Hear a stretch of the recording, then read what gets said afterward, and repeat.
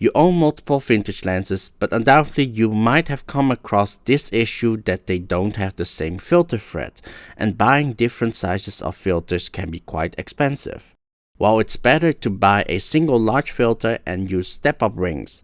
There are many kinds of step-up rings, but my preferred choice is the 80mm OD rings.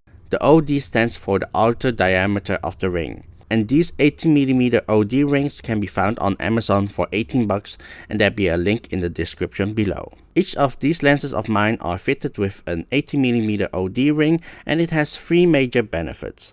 The step-up ring is a bit extended, so it protects the front of your lens from bumping into things.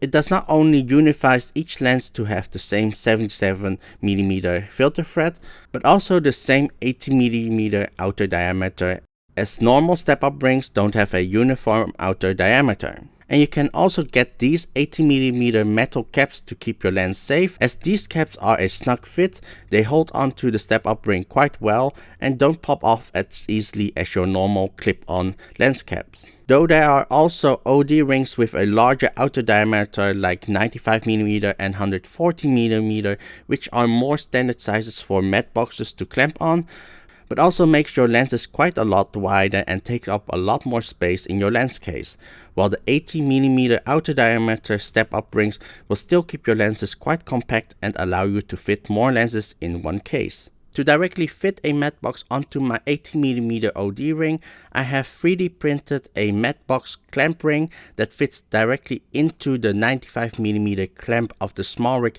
mini matte box, and now I am able to quickly move my matte box from one lens to another without needing to unscrew the standard clamp-on ring from Smallrig, making my work a lot easier during lens swaps. And if you have any questions, comment it in the comment section below. There are links to the products in the description below. And thank you all for watching, and I'll see you in the next video. Bye bye.